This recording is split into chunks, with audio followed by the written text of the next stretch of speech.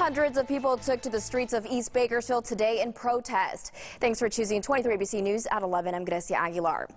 Residents came out to draw attention to the amount of people killed by local law enforcement. 23 ABC's Jessica Harrington tells us what the families say they hope this walk accomplishes. People united, will never be divided. Hundreds of people took to the streets calling for justice.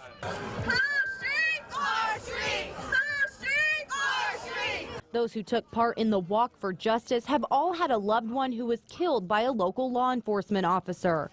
We're here fighting for the people that really aren't seen as victims at all.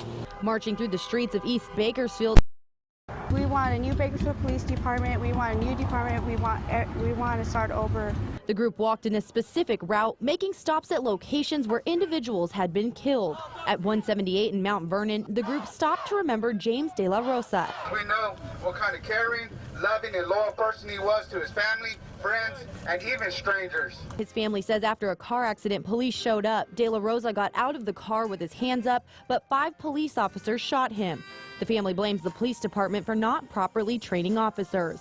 At one point during the walk, they shouted at law enforcement directly.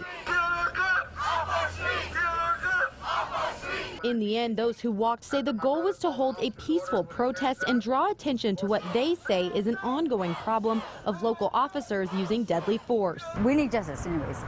It needs to stop. It's too much already. There's too many lives being lost, and it's not right. We're just here to solve a problem, and that's it. After that's done, we're done. We can walk away from it. There's way too many families going through the same thing we're going through. It's not fair. It's not fair that we lose our loved ones. They're supposed to serve and protect us. They're not doing that. The group says they'll do the walk annually until each one of their loved ones who was killed by law enforcement has justice. Jessica Harrington, 23 ABC.